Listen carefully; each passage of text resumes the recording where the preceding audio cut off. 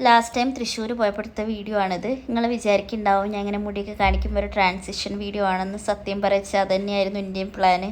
ഞാൻ കഴിഞ്ഞ പ്രാവശ്യം നാട്ടിൽ പോയപ്പോൾ ഞാൻ വിചാരിച്ചു എന്തായാലും എൻ്റെ ഹെയർ സ്റ്റെപ്പ് കട്ടോ ലെയറോ അടിക്കണമെന്ന്.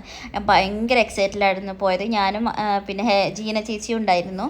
അപ്പോൾ പോയപ്പോൾ അവരെന്നോട് പറഞ്ഞു, ഞാൻ ആദ്യം ഐബ്രോസൊക്കെ എടുത്തു. എനിക്ക് അങ്ങനെ എപ്പോഴും ഐബ്രോ എടുക്കുന്നതിനോടൊന്നും വലിയ ഇൻട്രസ്റ്റ് ഒന്നുമില്ല.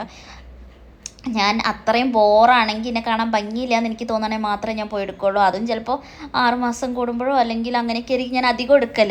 അല്ലെങ്കിൽ ആരെങ്കിലും നിർബന്ധിക്കുക എന്തെങ്കിലും ഫംഗ്ഷൻ ഉണ്ടെന്ന് പറയാം, ഫംഗ്ഷൻ ഉണ്ടെങ്കിലൊക്കെ ഞാൻ ചെയ്യാറുള്ളൂ. അങ്ങനെ ഈ വട്ടം ഞാൻ അത് ചെയ്ത് കഴിഞ്ഞതിന് ശേഷമാണ് ഞാൻ എന്ത് ചെയ്തത്, ഹെയർ ചെയ്യുമോ എന്ന് ചോദിച്ചത്. അപ്പോൾ അവർ പറഞ്ഞു എൻ്റെ ഹെയർ സ്ട്രെയിറ്റ് ആയത് കാരണം ലെയർ അടിച്ചാൽ സ്റ്റെപ്പ് അടിച്ചാൽ ഒന്നും ഒരു രസം ഉണ്ടാവില്ല. അപ്പോൾ എനിക്ക് ഭയങ്കര സങ്കടമായി. എന്നിട്ട് എന്ത് ചെയ്തു, ഞാൻ പറഞ്ഞു എന്തെങ്കിലും ഒന്ന് ചെയ്യാമെന്ന് പറഞ്ഞിട്ട് അറ്റ്ലീസ്റ്റ് നമുക്ക് സ്പാ എങ്കിലും ചെയ്യാമെന്ന് പറഞ്ഞു. അപ്പോൾ ചേച്ചി പറഞ്ഞു ഓക്കെ എന്നാൽ സ്പാ ചെയ്യാമെന്ന് പറഞ്ഞു. ഞാൻ അവിടെ ചെന്നപ്പോഴാണ് മനസ്സിലായത് ഇവർ ഞങ്ങളുടെ ഒരു റിലേറ്റീവ് ആയിരുന്നു എന്ന്.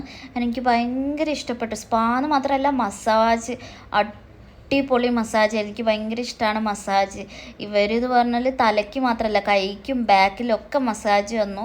എനിക്ക് ഭയങ്കര സാറ്റിസ്ഫൈഡ് ആയി. കാരണം എന്താ വെച്ചാൽ തൃശ്ശൂർ ഇവരുടെ നാട്ടിൽ നിന്ന് പുറത്ത് ഇങ്ങനൊരു നല്ലൊരു പാർലർ കാണുക അല്ലെങ്കിൽ അവിടെ പോകാമെന്ന് പറയണത് തന്നെ ഇങ്ങനത്തെ ഒക്കെ ഉണ്ടാവുക എന്ന് പറയുന്നത് അത്ഭുതമായിട്ടുള്ള കാര്യമാണ്. അപ്പോൾ എനിക്ക് ഭയങ്കര ഇഷ്ടപ്പെട്ടു. അറ്റ്ലീസ്റ്റ് മുടി ഇപ്പോൾ ഒരു സ്ട്രെയിറ്റ് ആയ പോലെ ഒന്നും കൂടി സ്ട്രെയിറ്റ് ആയ പോലെ ഉണ്ട് സ്പാ ചെയ്തപ്പോൾ. പിന്നെ ജീന ചേച്ചി ഹെയർ കട്ട് ചെയ്തു, അത് നല്ല രസമുണ്ടായിരുന്നു.